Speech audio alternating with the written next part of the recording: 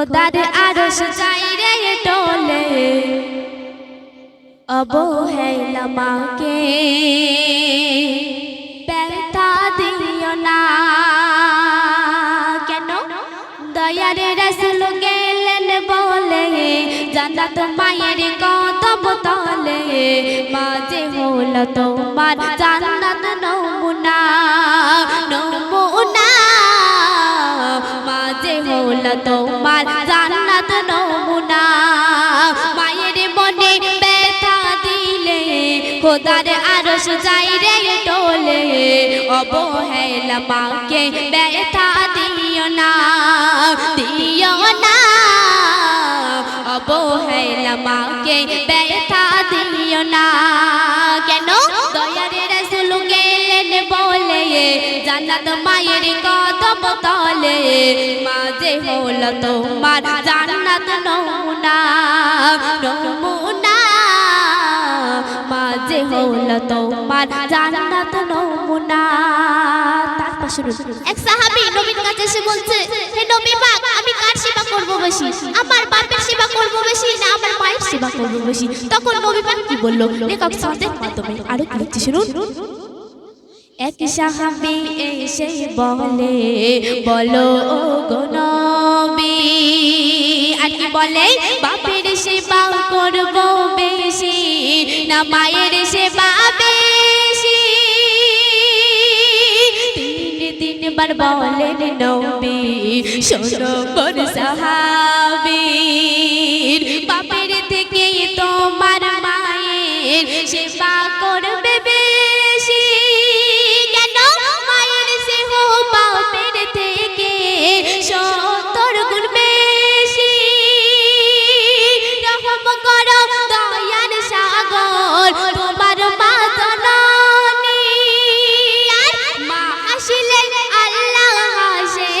মা আসলে আল্লাহ হাসে বলেন শাহে মদিনা মায়ের মনে ব্যথা দিলে খোদার আরশ চাইরে টোলে অবহেলা মাকে ব্যথা দিও না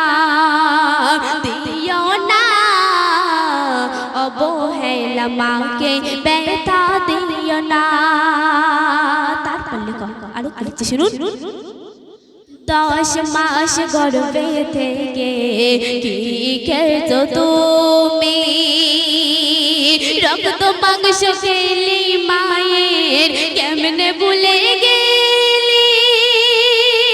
জন্মের পরে 3 বছর কে খাওয়ালো তরে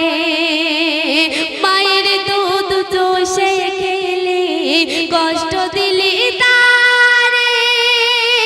সমুদ্রের মতো মায়ের হৃদয় প্রমাণ করে দেখো পরীক্ষায় মা পাশ করিবে জীবন দিতে রাত আর মায়ের বলে এই দুনিয়ায় মায়ের বলে এই দুনিয়ায় বাপের বোঝা নিও না মায়ের মনে ব্যথা দিলে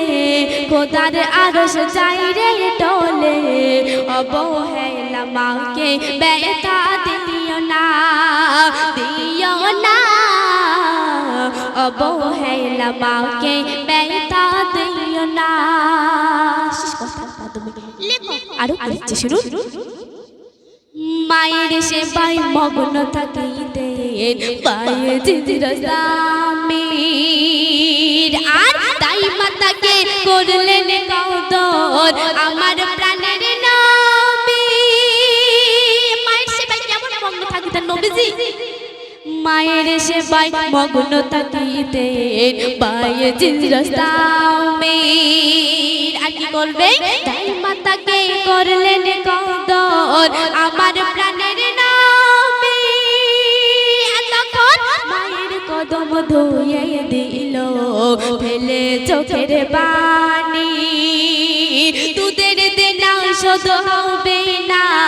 বলেন অতর জামির গোপী তাহের তুমি তোমার মায়ের সেবা করো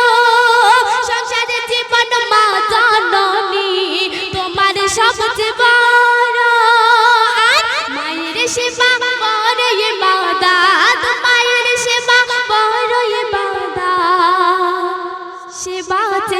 থেকো না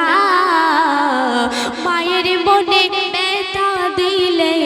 খোদার আরশ যাই রে ডলে অবহেলা মাকে ব্যথা দিও না অবহেলা মাকে ব্যথা দিও না কেন দয়ার রাসূল গেলেন বলে জান্নাত মায়ের কদম তলে মাঝে হলো তোমার জান্নাত নমুনা নমুনা মাঝে হলো তোমার জান্নাত নমুনা মাঝে হলো তোমার জান্নাত নমুনা